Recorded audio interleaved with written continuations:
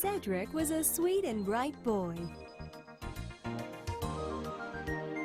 He was polite and always helped the elders in town. Everybody adored Cedric. The baker, Mr. Hobbs, and the shoe cleaner, Dick, were especially close to Cedric.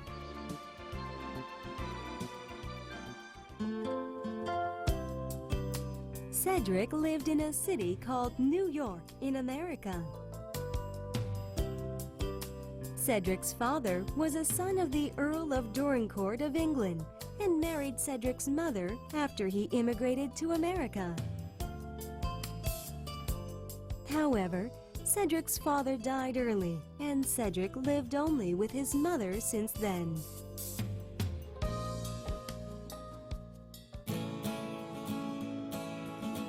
Then one day, a gentleman from England paid Cedric a visit. He was the family lawyer of the Earl of Dorincourt.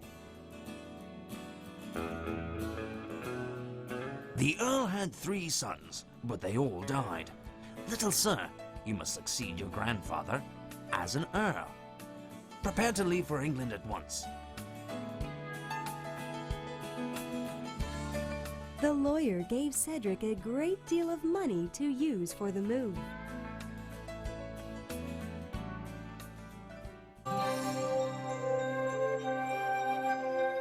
Cedric prepared himself to go to London, where he would succeed his grandfather's title.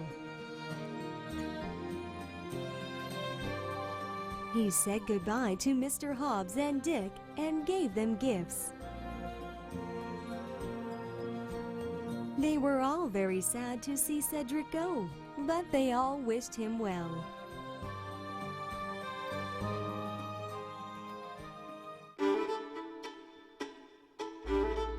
After some time, Cedric and his mother left New York and arrived in London. Young master, this is where your mother is to live. Tomorrow, you will be taken to the castle. The lawyer explained that Cedric would have to live apart from his mother for a while.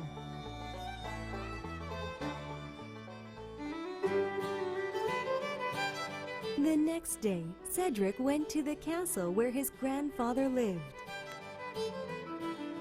The huge castle was surrounded by a forest and was very beautiful. "Welcome, young master!" The servants greeted Cedric upon his arrival.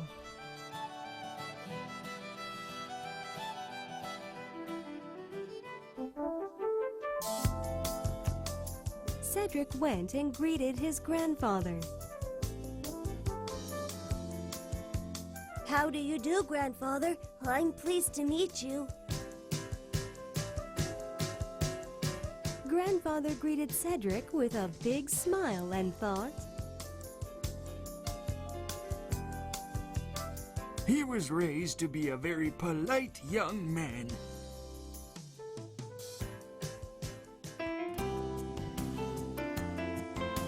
Cedric told Grandfather the stories of his friends in America. The Earl became more and more attached to Cedric. Then a servant came and informed them that dinner was ready. All right, let's go to the dining room. The Earl seemed to have difficulty getting up from his chair.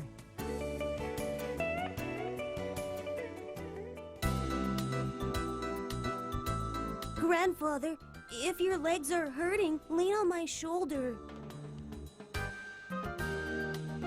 Grandfather was heavy, but Cedric assisted his grandfather to the dining room. The Earl was very proud of his grandson.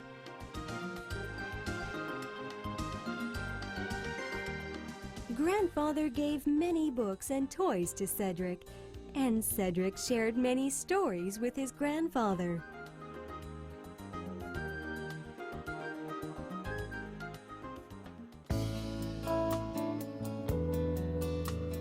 One day, the two were playing chess.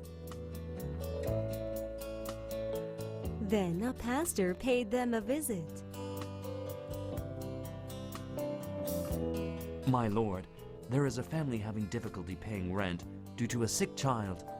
Please postpone the deadline with your grace.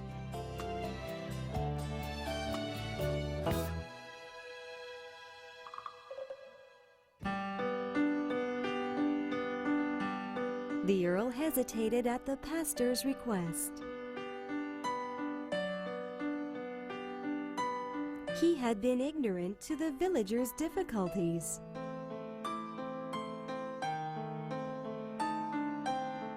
Grandfather, I'm sure you will help the sick child and delay the deadline for the family.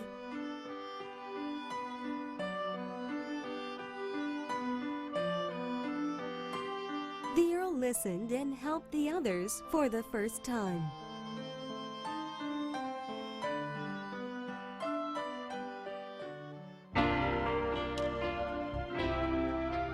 Cedric prayed for the grandfather's legs to be healed every time he went to the church.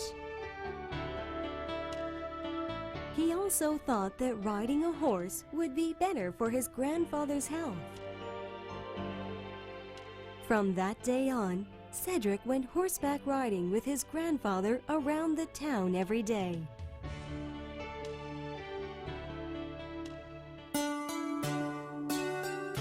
There were many poor people in the village. Grandfather, why don't the people come to you for help? If they ask, you would fix their homes and help the sick.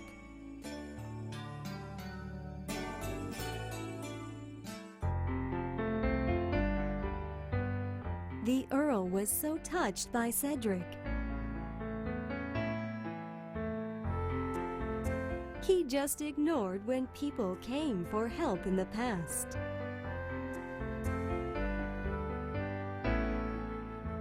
The Earl decided to help those in need.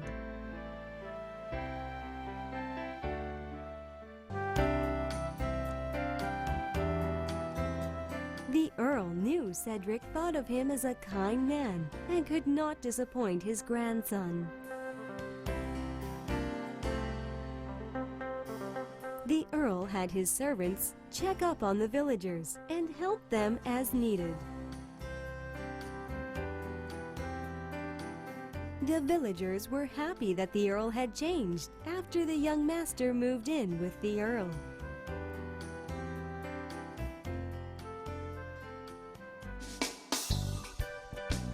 The sound of laughter could always be heard in the town. The people who had received the Earl's help grew to respect him. The Earl was very pleased. This was the result of Cedric's virtue.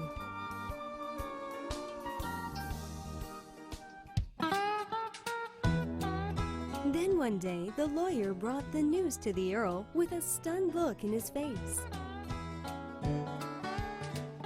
My lordship, people claiming they are your heirs have appeared. They are saying that they are your eldest son's wife and son. The Earl could not believe his ears. Cedric worried that he would be separated with his grandfather.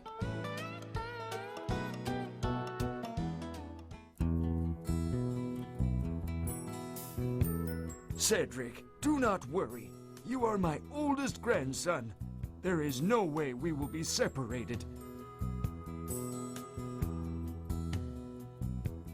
The Earl hugged Cedric in his arms. The rumor had spread through the newspapers. Dick was surprised to read the newspaper and rushed to Mr. Hobbs.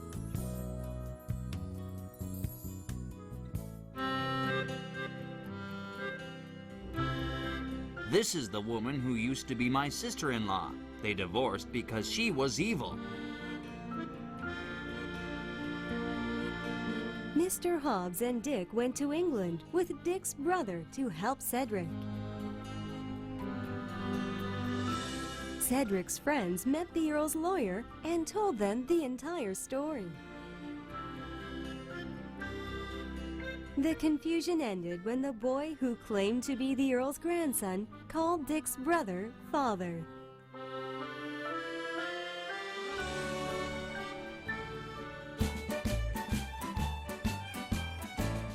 The Earl accepted Cedric's mother as his daughter-in-law, and they lived in the castle together. Cedric invited the townspeople and friends to his birthday party. And everyone wished the future Earl of Dorincourt a very happy birthday.